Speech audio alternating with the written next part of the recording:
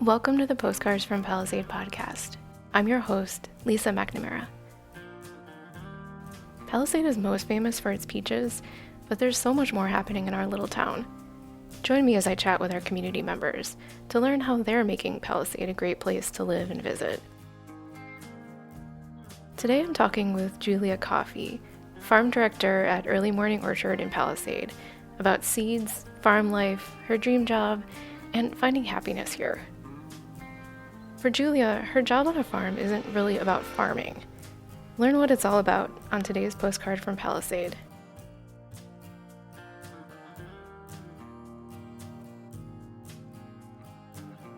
Thank you so much for being here today and spending some time with me talking about Early Morning Orchard. Yeah, I'm super thrilled to be here. Thanks for inviting me. My name's Julia Coffey, and I am the director at Early Morning Orchard, which is a 4-season vegetable farm and stone fruit orchard. So we do a little bit of everything. And where is Early Morning Orchard located? Okay, so it's on G and 4/10, just like half a mile down to the west. The farm is owned by Skip Doty, and he is probably a known name in Palisade. He's been around for a long time. And let's see, I think that he started his operation in the early 2000s, and then it's been a farm and an orchard ever since then. Mm-hmm. And we've done all kinds of different attempts at that business model. It's crazy to think that early 2000s is over 20 years ago. It seems just like yesterday. It does. The peak for me. But yeah, so that's a long record of farming in this area. Yeah, and so recently I think there's been a real interest in regenerative farming practices, not only kind of like it's popular, it's trendy, but it's also very important. And our former farm manager and farm director were very focused on those types of practices, which take time. Mm-hmm. So you can't just be regenerative overnight. It really takes a lot of methodical planning and patience. For instance, moving away from something like tilling, which is turning the earth over really aggressively, does have a significant impact on the microbiome of the soil and all kinds of living organisms, and it can deteriorate the quality of soil. So when we say that we grow responsibly at Early Morning Orchard, a lot of the things that we think about orient around soil health. That also goes with pest management. It goes with crop rotation to protect the soil from diseases, from blight, from overuse. It does help to protect the soil in the off-season so you have a cover crop, and then it puts nutrients back in the soil. Not disturbing too much of the upper layer, and so when you're working with the soil and being cognizant that everything below you really matters. And then rotating crops so that you can mitigate disease, and you can have something like a really heavy feeder be replaced by something that fixes nitrogen back into the ground. We do a lot of composting, and that's kind of shifted over the years. We do not have it dialed in 100%, but that's part of our process to add nutrients back into the soil. Yeah, there's a lot of different things. You know, we used to have a livestock component, so we had chickens. And right now we're not currently able to care for them, so we adopted them out and had to kind of scale back our operation. But we do have that on the horizon as the farm develops. But yeah, that's kind of the idea of responsibly grown. It's really seeing our work as stewardship, as growing soil, and then creating a space for plants to kind of grow themselves, because that's what they do. Mm-hmm. Oh, that's a really interesting distinction that I honestly haven't really thought about. Mm-hmm. And a good description of what regenerative principles are. How is that different from, or does that include like organic or biodynamic principles too? Okay, that's a really good question. And I'm going to answer this in my layman's terms because I don't actually know like all the laws being written about it, but it's definitely in process because organic standards are currently, okay, to the best of my knowledge, in conflict with regenerative practices. Mm-hmm. And one of the biggest reasons is because of livestock and animal integration. those are really important for regenerative farming practices, especially with manure, with hooves turning under food. Like the digestive processes are so important with livestock, grazing, all that kind of stuff. It's just, it's a really natural combination. However, with national organic standards, you cannot have livestock or any animals on the land like 90 days before harvest, which is a considerable amount. So you actually find that they do not overlap. Yeah. So I think, again, best of my knowledge, that many people are aware of this, and I think that there's some types of efforts to address that kind of myth. That's one of the ways that like organic is super out of touch with stewardship.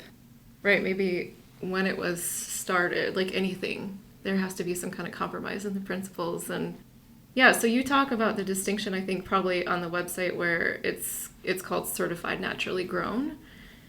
Is that like a program or something like that that accounts for that difference? Not with livestock, I don't think.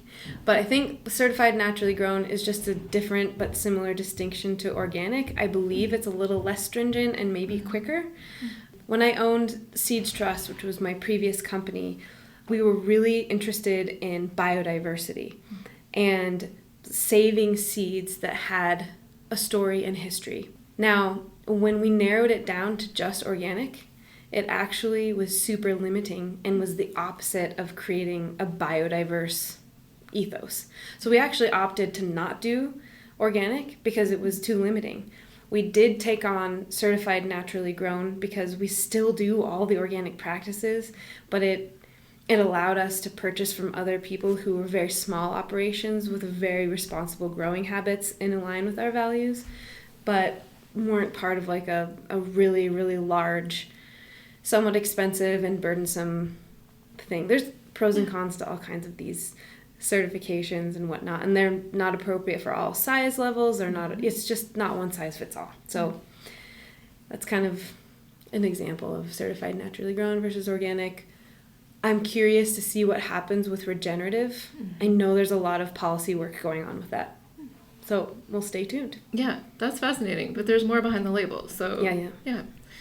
So you mentioned earlier Early Morning Orchard is a 4-season farm.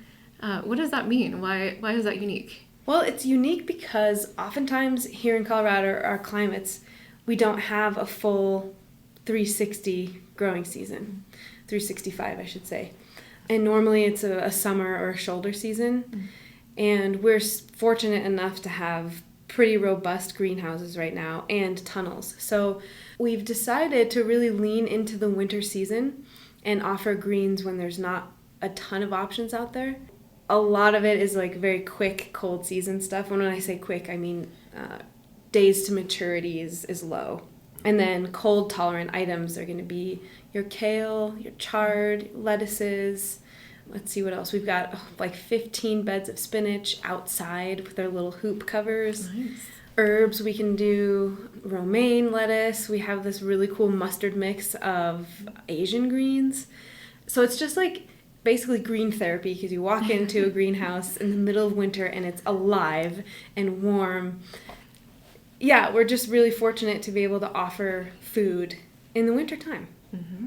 Yeah, that's really unique. Yeah. I don't think there's many places around here that do that. Yeah. How can people buy your products? So historically, we have not had a huge direct-to-customer presence. And right now, we're really, really trying to develop that. So I'm proud to have been involved in food access and wholesale types of sales. As we move forward as a business, we really need to be like, we are your neighbors. We have produce for you. So here's how you can find us. You can wander onto the farm anytime you want. There's a big cartoon peach right outside the driveway. And we're just wanting it to be like, you come on the farm, you can buy whatever you would like. So we're going to have a farm stand every Friday from 2 to 6 p.m. We're going to be at the farmer's market this coming season. And we have a website on which you can kind of like go grocery shopping. So you can put things in your cart like you would anywhere and then come pick up your order once we have it ready. So that's earlymorningorchard.com. Early Morning Orchard. A lot of people want to say Early Morning Orchards, but it's just one. No, plural. So those are all the ways, we're on Instagram. We're trying to build our following, and, we're joining the Chamber of Commerce, and we're trying to be including ourselves in some of the agritourism events, trying to see what's going on in town, going to town meetings, all that kind of stuff. So we're trying to just be there, which we have not been historically, so it's kind of fun. So what was behind the shift in that, in being more wholesale to being more community focused?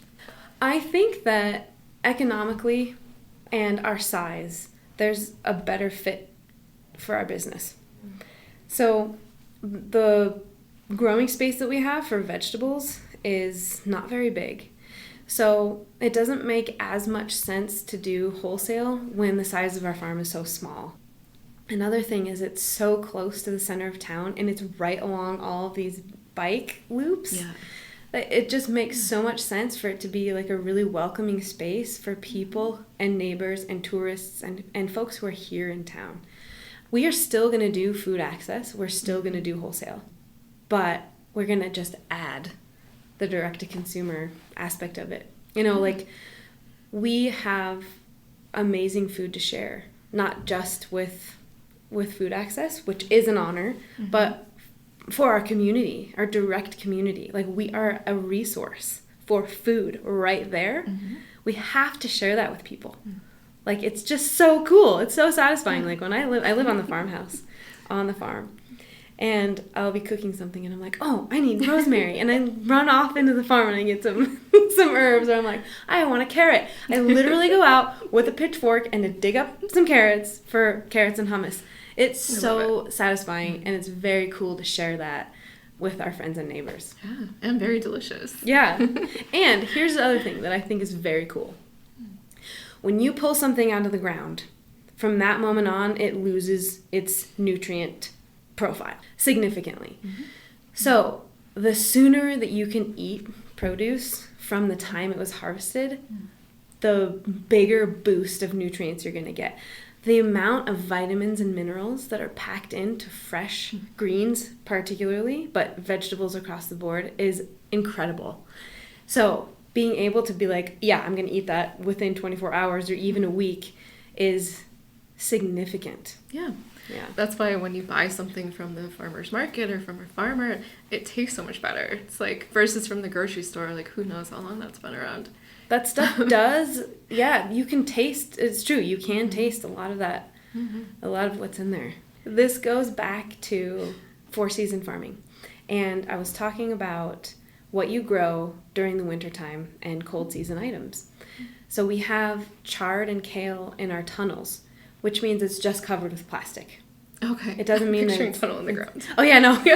We call it a tunnel, a high tunnel, right? So it's covered with metal framing and then plastic over the top.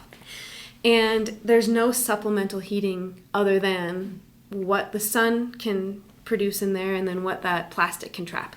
Wow. So it gets to, we had, like a day of 6 degrees or a night? So the cool thing is when those cold hardy crops are exposed to that level of cold, they create sucrose within their cells. And that's a protection mechanism against the cold.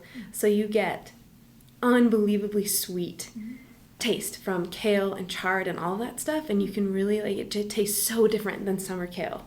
Just like such a cool little special thing that really only happens in the winter. I don't think I've ever had any winter grown produce now. I feel like I'm embarrassed to admit that, but I gotta stop by and get some. You're embarrassed? I should have come in here with the offering of greens. What was I thinking? Like, what the heck? But yeah, I don't know if I've ever tasted that difference, so I'm very intrigued. I'm going to get you some of that as soon as possible. So it's coming towards you. You'll be able to taste it. Sounds good. I'll stop by. So you mentioned food access earlier, and so can you talk a little bit more about what that means? Yes. Okay. This is super cool. So food banks will have programs in which they not only have donors, but they have potential access to funding from many different sources, whether it's federal, whether it's state, whether it's personal, grants, whatever, all that kind of stuff. And with that money, a lot of people don't realize that they do actually purchase a lot of food. It's not just donating food to a food bank. Yeah. They do a lot of that, but they have the capacity to actually buy really high quality food. Well, at least some of them do. So we have been really fortunate to be included in sourcing for food pantries. So Community Food Bank, based in Grand Junction, does excellent work with this. And they really prioritize local food. They prioritize local food systems. And they prioritize like fresh greens that are also culturally responsive. So they have their clients really, really well in mind. Pretty amazing work. Yeah, so they will buy a lot of stuff from us. And then similarly, Garfield County has a program called Lift Up, and they buy greens and veggies and all kinds of stuff from us all year long. And they commit to that up front as part of their programming. So they're doing a really wonderful service for their clients. That's very cool. Yeah. That's like a win-win-win-win for everybody. Yeah, totally. Yeah, absolutely. That's so cool. Mm-hmm. Continuing on with the different things that you do, tell me more about the seed adaptation. Yeah. So we did a seed adaptation project. And this is kind of like in that interspace between when I was just seasonally working at Early Morning Orchard, but I also was running my own business. So I owned a company called Seeds Trust for 14 years, and my business partner and I moved it out here in 2020. Once I was involved with Early Morning Orchard, I saw a lot of opportunities for us to do seed grow outs, and then also seed trials, and then seed adaptation projects. And one of the reasons is because the farm itself was interested in responsible growing. And part of responsible growing is saving your seed, planning to save your seed, being aware of how certain varieties are responding to our stressors. Our region and a lot of Western regions and just, the world in general, we're seeing more and more extreme weather. We are going to be challenged and are challenged with heat, water scarcity, all kinds of stuff, like extreme weather. So when you can start with adapted seed that already has within its DNA and genetic expression hardiness to drought, to heat, maybe even some pest resistance, and then early production, we are ahead. And that's regional responsibility. Like, not to bash any other seed companies, but you should be buying, if you're growing, from your regional seed companies that are growing regionally. That's true sustainability and resilience. So anyway, long story short, there was an opportunity on a little parcel of land across Front Street to do some pepper and tomato adaptation projects. And all that really means is growing these varieties under stress and then saving seeds from the best plants, the most ideal fruits, or whatever criteria really you're looking for. It can be early setting, it can be general resistance. It's kind of up to the person who has a relationship with that plant to choose what they're looking for. Sure. So our parameters were heat tolerant, early producing, and drought tolerant. So you keep selecting for those things, and then each season you will see that resilience build. Interesting. And then that's what we are planting in our farm, and we should be building, resilience moving forward. And so, like you mentioned too, like that's not a fast process because you have to go a whole year before you see what the plant does. And do you like tag the ones that you like and then wait until they go to seed, and then you have to start over those the next year? And it's just... That's exactly it. Yeah, you mark them. Sometimes you rogue out the ones that you know you don't want because they're just complicating things. We have to make sure that they're not cross-pollinating because you don't want the genetic material from that one to contaminate the one that you're trying to go for. And then also, it's easy for peppers and tomatoes because they're self-pollinating. You don't have to worry as much about the cross. So they're actually a really great beginner plant for seed savers. So then you mentioned that you're developing the seeds, so it's not even like, this isn't like some kind of lab thing where something's being created. It's like a natural process of selection. And then using them, and then also distributing them. Yeah, so there's a lot of very natural collaborative folks involved in this. So the farm benefits from its own seed stock. But you get so many seeds out of a tomato, like you're just overloaded.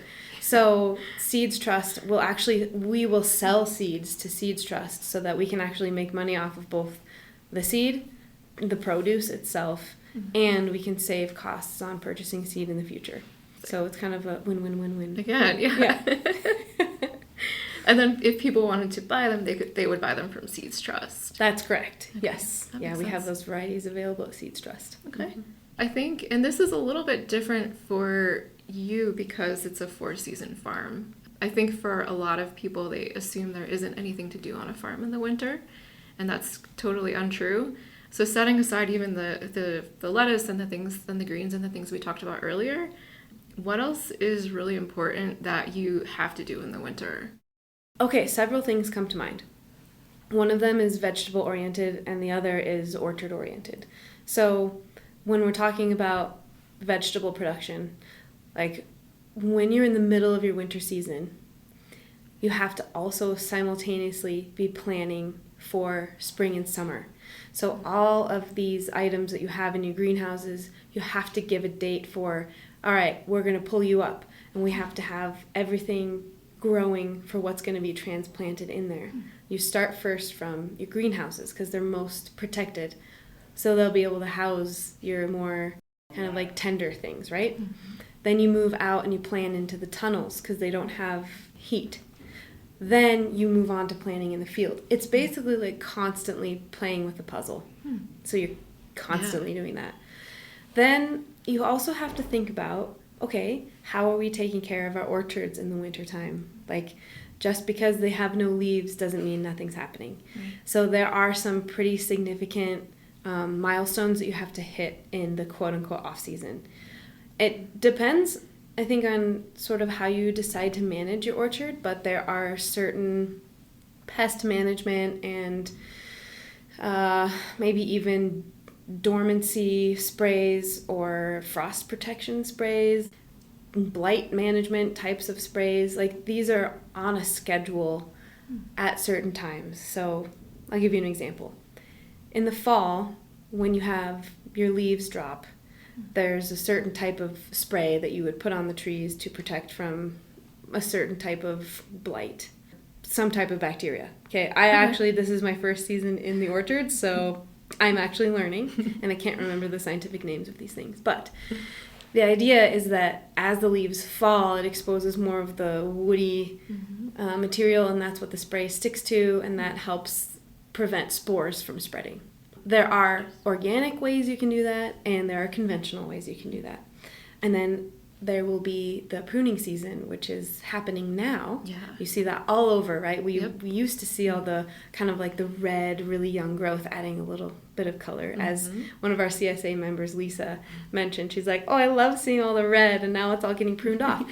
So like January through March-ish is the time when you really prune.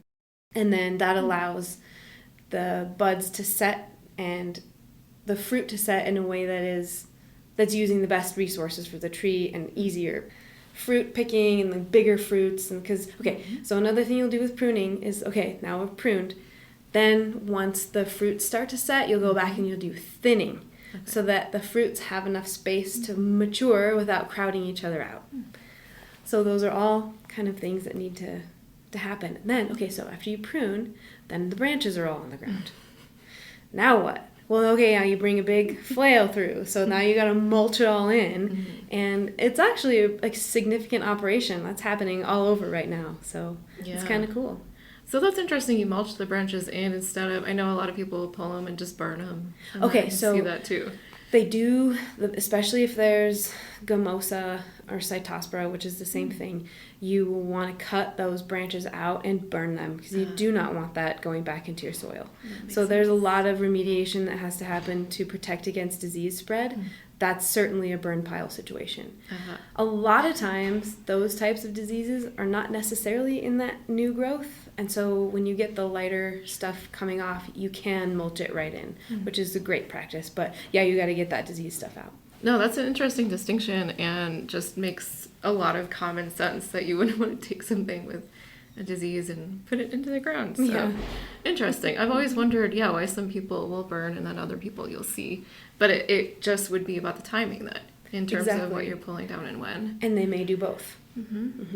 Yeah, it's always fascinating to watch the pruning happen because it looks like, it's like, "Oh, aren't you going to kill that tree?" But it's really interesting to know that that's what you have to do to make it be, like, make the peaches and the fruit and the apricots be so delicious.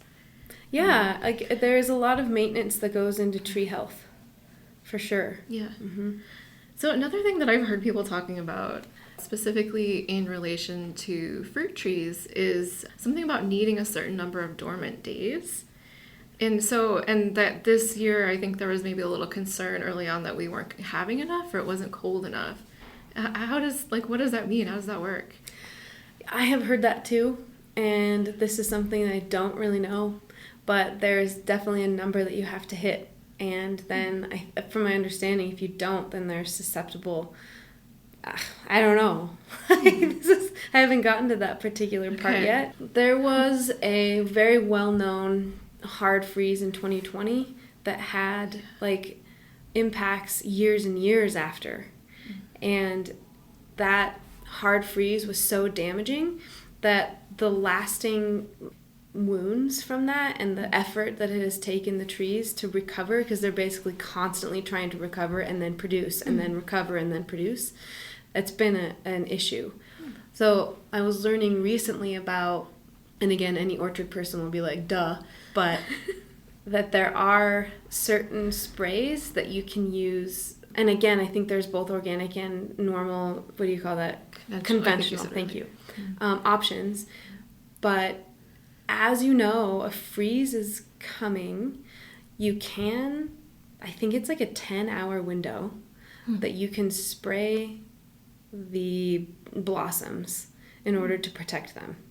Conversely, in the fall, because this is what happened in 2020, there was like a 75-degree stretch of days in October. And then in a matter of 63 hours, it went down, I can't even remember what it went down to. It just pulverized. But if you do know something like that is coming, you can also, I think there's a dormancy spray that encourages dormancy earlier because they're not getting the cue to start to go into dormancy, and so they're still really susceptible to, they haven't had time to harden off to incremental weather changes. So this spray encourages dormancy. The kind of balance to that is, if you do use that, you shouldn't use it all the time, only in kind of an emergency, but because what ends up happening is then they do wake up a little bit sooner, which is also a potential liability. So that's so fascinating because here, like you said, it has been single digits and at some times overnight this year. They can handle that now, but they couldn't handle that if it was just overnight. They had no time. Yeah. Interesting. So even with, something as simple as putting a tomato outside. See, if you start it in the greenhouse, it's used to a certain expectation in its environment, which is not direct sun, regular temperature, it's babied. Then it's going to go out into the field, right? Well, you cannot take it from a greenhouse and just plop it into the ground. It's going to get what they call is transplant shock. So you spend a significant amount of time slowly exposing plants to the elements, to direct sun, to temperature changes, so that they're better equipped, because they'll actually adjust themselves.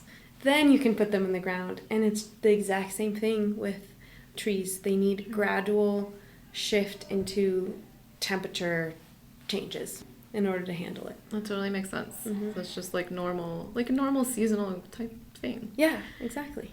Since it's warming up now, it seems like spring is always a little bit of a season when people are holding their breath, because it can be 70 or 80, or it could be 20.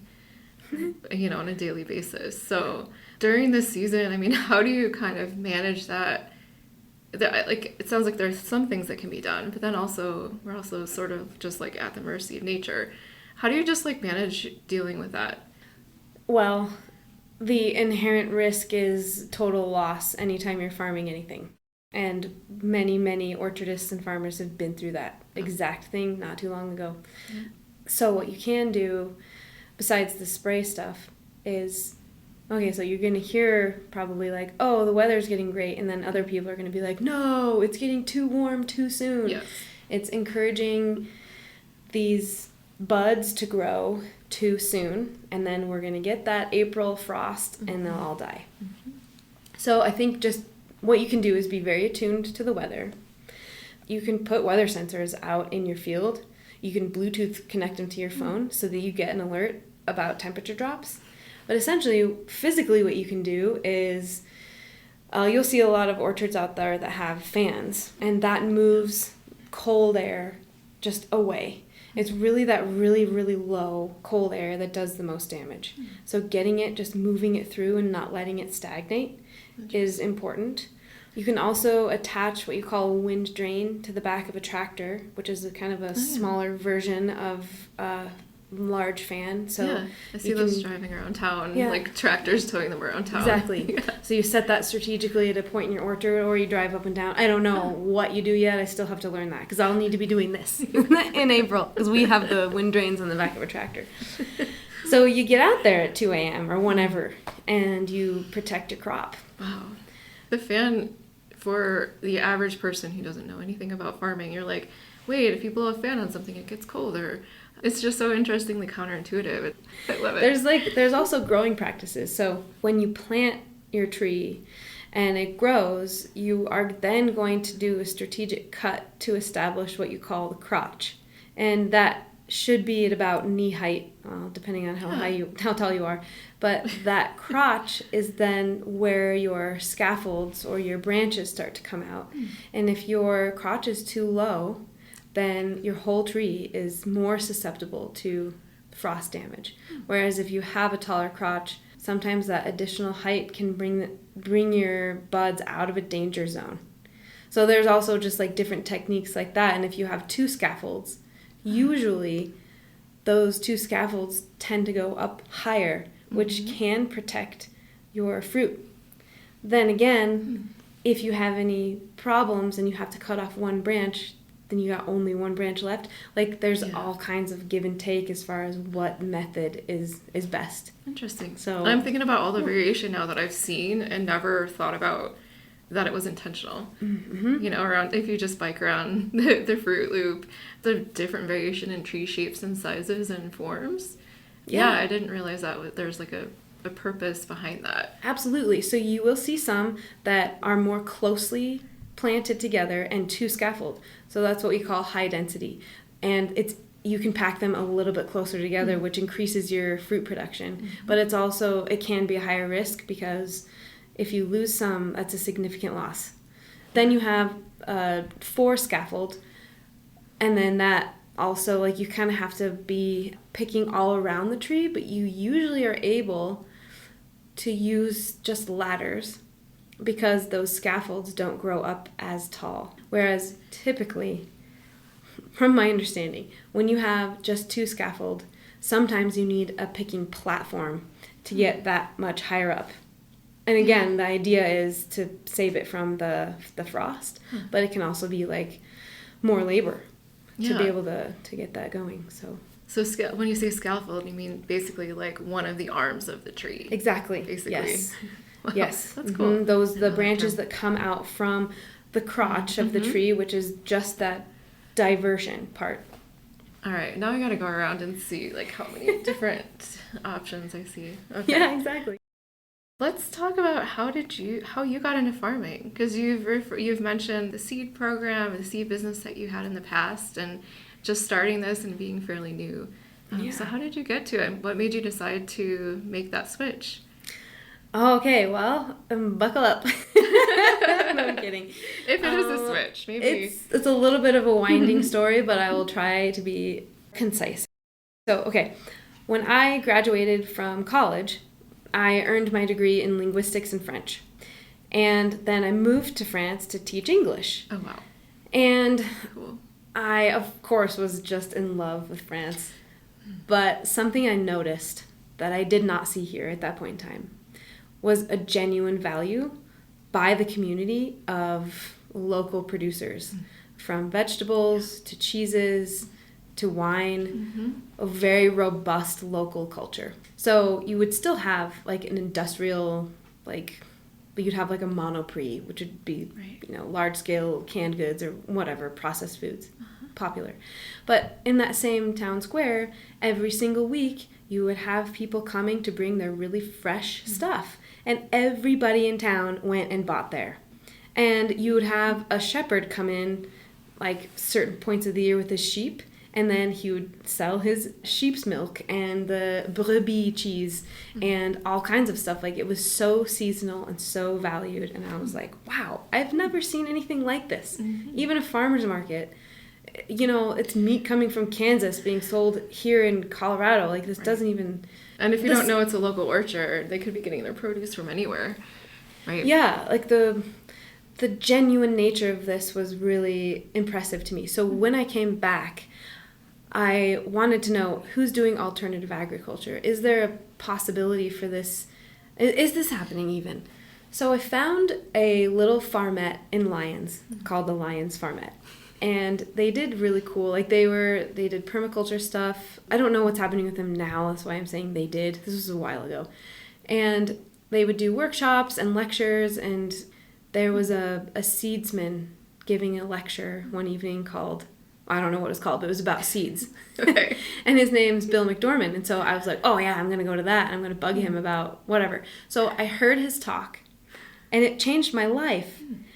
After I heard how important seeds are and how our civilization basically is resting upon something that no one even thinks about, I was like, wow, I basically need to dedicate my life to increasing biodiversity and reversing the loss of seeds. Wow. So That's so cool. so that was kind of where those two things met. So I basically glommed onto Bill, and he and his wife let me move down to Cornville, Arizona, where they had their seed company, Seeds Trust. And I became a seed apprentice, and they grew out all of their vegetables and saved the seeds. Like, that was their thing. So I lived with them, and I learned about seeds. And then I eventually purchased that company from Bill, and I brought it back to Colorado. And I mean, that set me on this whole farming trajectory. It was never about farming. It was about food security, and it was about environmental responsibility. So having a purpose of responsible growing and not just plundering the earth, but caretaking is so important. Like the amount of loss that we face from something as simple as topsoil is like, we're talking about survival. Yeah. So the stakes are really high, and it's something that's so easy to ignore. It's easy to forget that because it's here, it took thousands or more of years to form topsoil. You can't just form it tomorrow. Similarly, you think about how we got to corn today.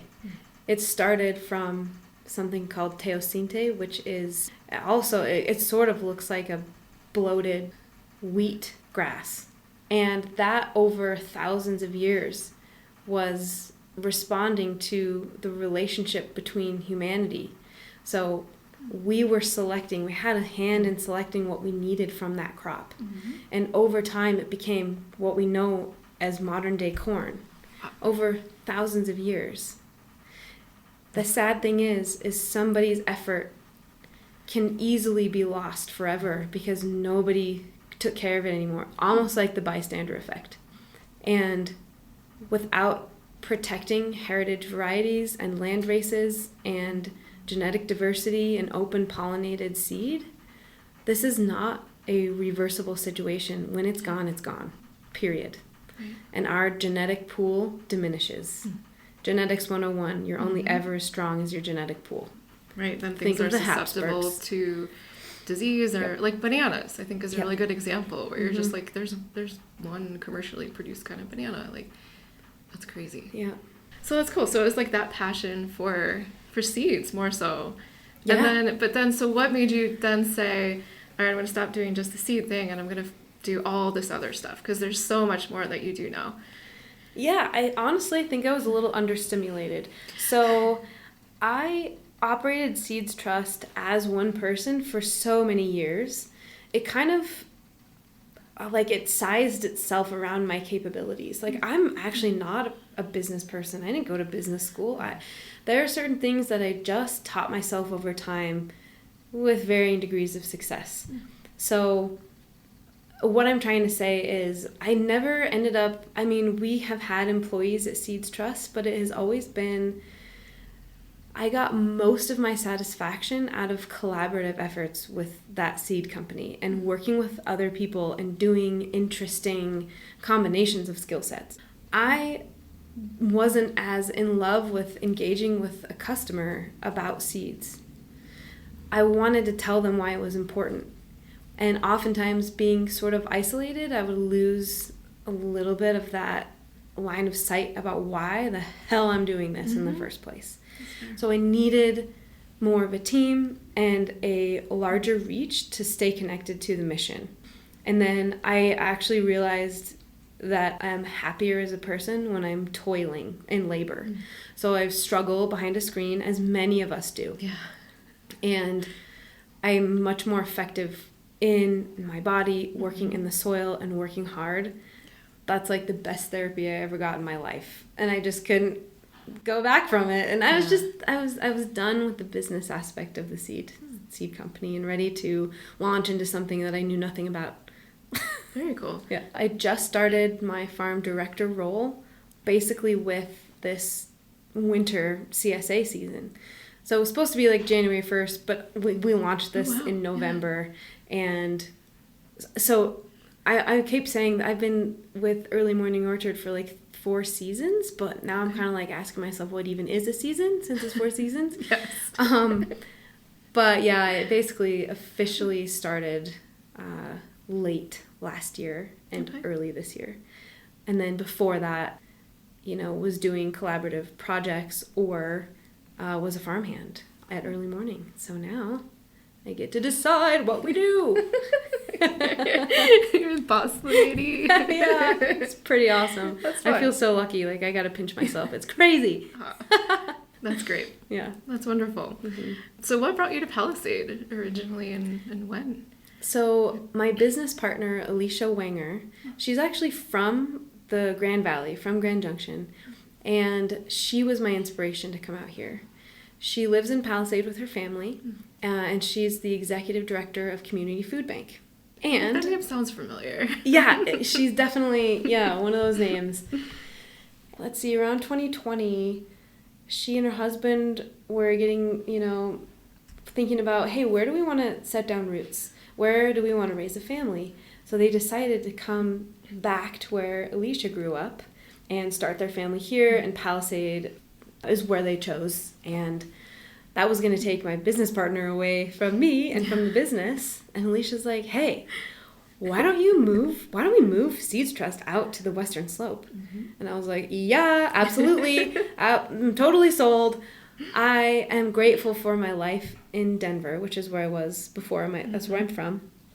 Quality of life was actually like deteriorating relatively significantly. The traffic was crazy. I mean, you're gonna hear the story time again. Well, yeah, we came out here from Fort Collins. Oh my god! Like, yeah, I'm spending my life in traffic. Yeah, that's not why we live out here. It's so expensive, and it's like, how do you have a seed company and like survive? Like, I've always had so many extra jobs.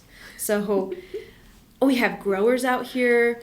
It's way more our pace. It made so much sense on so many different levels. So we actually moved Seeds Trust into the Business Incubator Center in Grand Junction, which is one of the best things we've done. And we had a lot of support for some of the ways in which we needed to grow our business. COVID was the biggest year we ever had for sales, like unmanageable. I get it, right? Like, okay, we're on our own. We got to grow our own food. Yeah, there was that whole interest in backyard chicken, and sourdough, and like totally. all those things. Coming together. So that helped us make this move and helped us grow as a business. then things sort of evolve from there. But that's how I found myself here in the Grand Valley. So what do you like about Palisade? Like, are you glad you moved here? Like, what keeps you here? Yeah, this is, well, like the job opportunity brought me here, and I just feel so fortunate and so, like, I just feel so grateful. What I love about Palisade, what I love my job. This is a very peaceful place to be. It's stunningly beautiful. It truly honors the word epic. You look up and you see the Grand Mesa, then you see the Book Cliffs like you're on Mars, and then you look out and see the monument. It's like 360 degrees of magnificence. I think personally I really thrive in a size similar to Palisade or Grand Junction. I like seeing people I know. I like feeling like I can have an impact in my community and a purpose in my community. I like serving my community. That's so satisfying. Service is so satisfying. So I've been really impressed by the feeling of community and feeling like I can bring something to the community. Yeah, I love all of that. I love that it's an agricultural community. It's very special. I also love like all of the luxury, kind of like indulgent experiences around here. Like I love wine, I love peaches, I like riding my bike, I like music, I like hiking. I mean, it's freaking paradise. It's the coolest place. Yeah, you could not pay me to move. Love it. I mean, obviously, I feel exactly the same way. Okay, so especially on your farm, Four Seasons Farm, you mentioned, having to be up at 2 a.m. sometimes, driving a tractor around. It's like a job that could never end. So, like, what's your day like, and how do you need to like make yourself stop working ever? Yeah, I think that's a really good question. I think it will be different during each season. So, yeah, one of the things I'm compensated for is definitely taking care of that property when things go awry, if they need to be taken care of. So something like protecting from a frost in the middle of the night is absolutely my job. It is a little odd living on site because all the employees drive right past your window, or like you leave. It's like the boundary situation is something that I'm just trying to learn to navigate.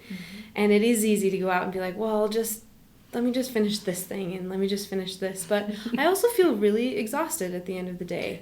And it's very easy to be like, okay, I'm done. And I'm not going to do one more freaking thing because I can't. Yeah. Your body tells you when it's time to quit. Yes.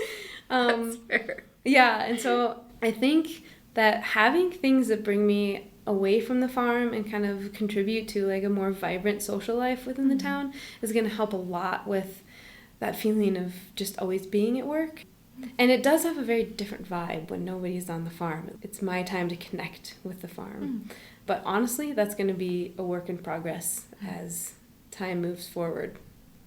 So a day in the life. I wake up and pet my cat and then feed her third breakfast of the day, make my coffee, and then try and get out the door to be on the farm by 8, and it's always 8:03 because I cannot, I live there. And I'm 3 minutes late every morning. Ugh. But we have our little farm team meeting in one of the sheds that we've turned into an office. The property is very cool because it was designed by Skip, who's an architect. So there's really cool structures on the farm, which I encourage everybody to come see. And it's sort of a unique thing about this farm. They're sort of funny shaped, so using them practically can be a challenge. But we meet up, we talk about our tasks, and then we disperse and we do our tasks. And those are going to be, watering the propagation house, because we're always having seeds starting in trays. From herbs to tomatoes to lettuce. These are things that need typically about 4 weeks in a tray before they're ready to transplant, which means you always have to be thinking at least 4 weeks ahead, so that when there's a space that opens up in a bed, you've got something to put in there. So we do our watering. And then we actually have a lot of orders to fill, and certain organizations order on certain days.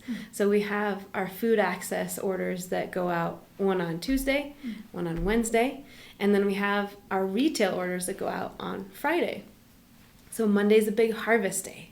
In our winter season, we harvest according to orders, right?